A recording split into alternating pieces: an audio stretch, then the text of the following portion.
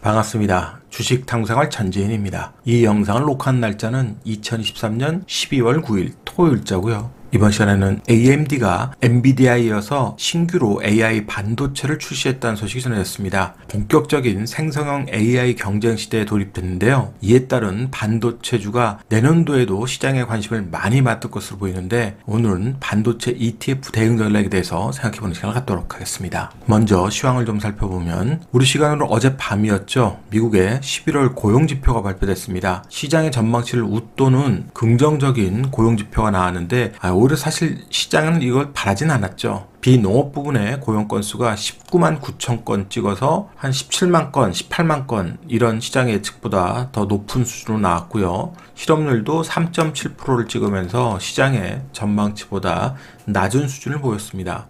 사실 이렇게 고용지표가 잘 나오면 좋은 건데, 지금 시장은 이것을 바라지 않는다 그랬잖아요. 연준이 바라지 않기 때문에. 그래서 금리 인하 기대감을 꺾을 수도 있다, 이런 반응 때문에 오늘 시장 출발은 좋지 않았습니다만 다르게 해석되어지면서 시장은 또 급반등을 했어요. 자, 고용 건수가 추세적으로는 떨어지지만 지난달보다는 반등한 모습.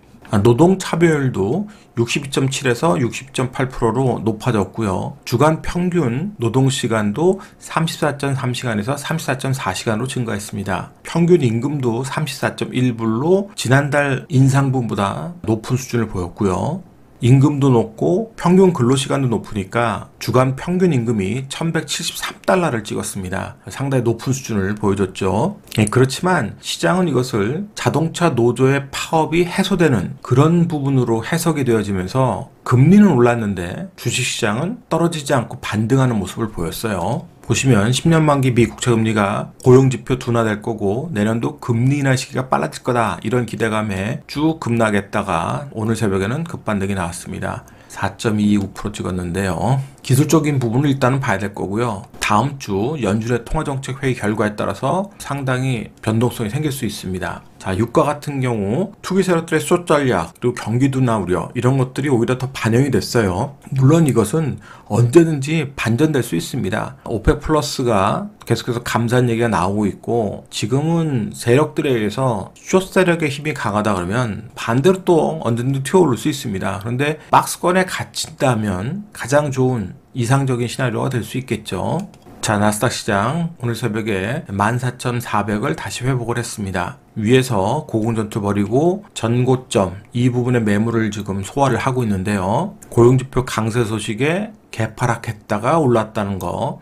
그러니까 지금 시장은 악재보단 어떻게든 간에 호재로 해석하려고 하는 그런 힘이 더 강한 거죠. 그런데 만약에 이런 기대감이 연준의 회의 때 그 기대감을 꺾는 소식이 나온다 그러면 시장 변동성 커질 수 있으니까 그 부분은 염두에 둬야 될 거예요. 긍정적으로 나오면 매물 소화 이후에 추가 상승을 노리는 그런 세력들의 힘이 나오겠지만, 그렇지 않으면 반대쪽의 힘이 쏠릴 가능성이 얼마든지 있습니다. 그리고 우리 시장 같은 경우는 엔화의 변동성이 커지면서 그 혜택을 단기적으로 좀 받습니다. 일본의 BOJ가 금리 정책을 이제 제로금리에서 금리 인상 쪽으로 방향을 전환할 거다, 이런 부분들이 계속 언급이 되고 있고 전망이 되고 있다 보니까 갑작스럽게 엔화 강세 구간이 발생을 했어요. 자, 이런 변동성이 나오고 속도가 빨라진다면 무조건 우리 시장이 좋지만은 않습니다. 왜냐하면 엔캐리 트레이드 자금이 회수될 수 있잖아요.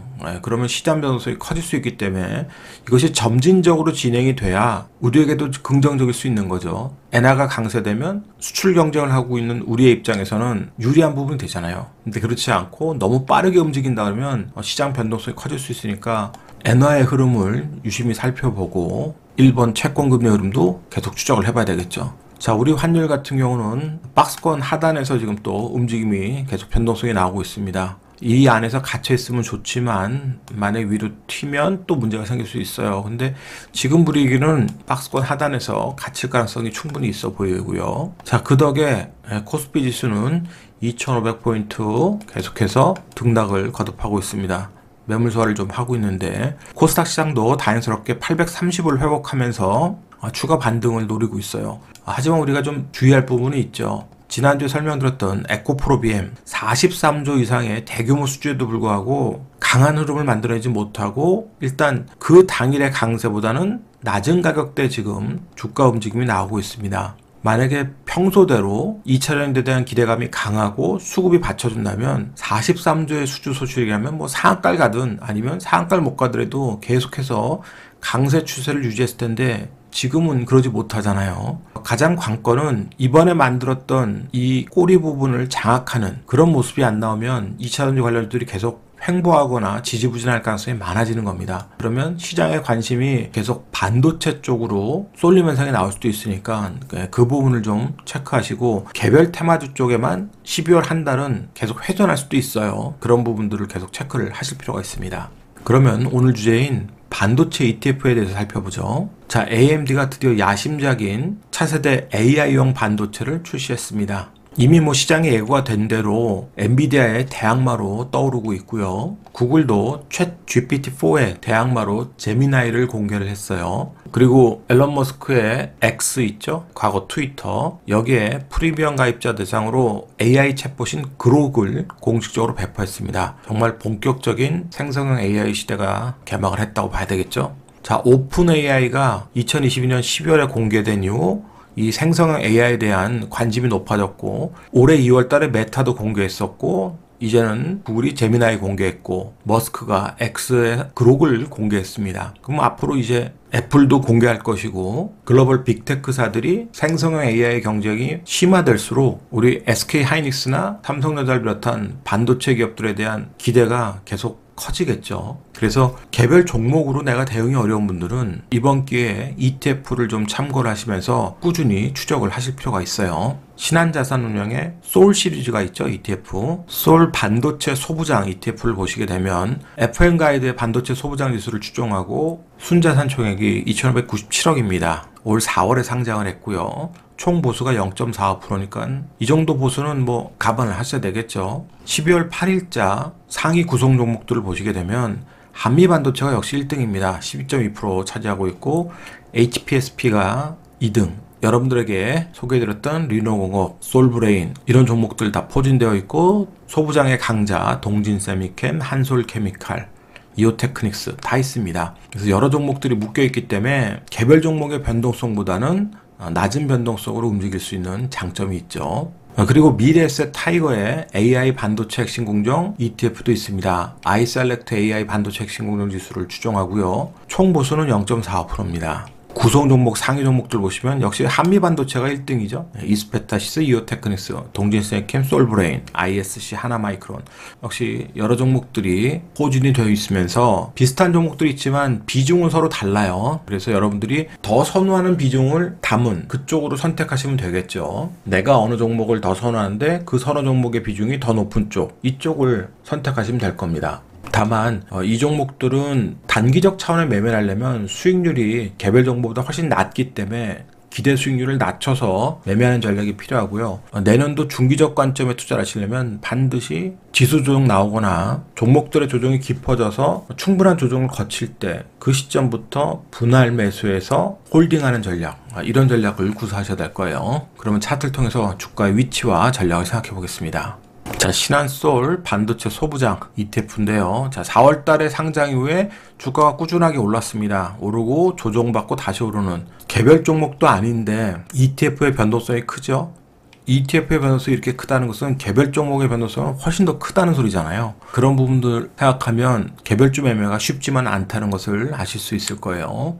자, 그래서 이 종목을 일봉상 대응하려면 쉽지 않고요. 월봉 보시는 게 오히려 속편합니다. 자, 월봉 보시면 강한 상승 흐름을 만들고 3개월 동안 조정 나왔다가 그 3개월 조정분을 한 달에 다 만회했습니다. 그러면 또 추가 조정 나올 때를 기다려야 되겠죠. 그러면 조정이 나올 때 이 12,000원 이하에서만 대응하시는 게 좋겠죠. 중심균형가 근처가 되면서 앞전에 이 양봉을 장악했던 그런 자리들을 어느 정도 커버하는, 그래서 12,000원 이하에서만 분할 매수하면서 대응하는, 그래서 반등을 노리는 그런 전략을 쓰시면 될 것 같고요. 미래셋의 타이거 AI 반도체 핵심 공정 ETF는 상장한 지 얼마 안 돼서 차트를 보기가 조금 그렇습니다만 철저하게 저점에서만 보셔야 되겠죠. 자, 이번에 저점을 형성했던 가격대 이런 9,400원 이하에서만 보시는 게 좋겠죠. 여기에서 추가적으로 조정이 나오면 이번 폭의 하락분만큼을 계산해서 그 밑에까지 떨어지는 것을 염두에 두고 분할 대응 전략을 짜야 되겠죠. 가면 어쩔 수 없는 거지만 조정 나오면 대응해서 단기적 관점에서는 단기적 관점 대응되는 거고, 조정이 깊어지면 중기적 관점 대응도 충분히 가능하잖아요. 여러분들이 아시다시피 이 생성형 AI 시장은 한국의 뭐 단기 테마 이런 게 아니지 않습니까? 글로벌 새로운 먹거리로 이미 시작이 됐고 빅테크 기업들이 다 나서고 있는 미래 성장 동력이잖아요. 그래서 개별 종목을 대응하지 못하시는 분들은 이런 ETF에 항상 저점에서만 내가 노리고 대응하는 그런 전략이 필요할 겁니다. 오늘자 한 줄 요약.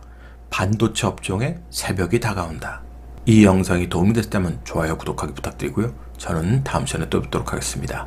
고맙습니다. 전지인이었습니다.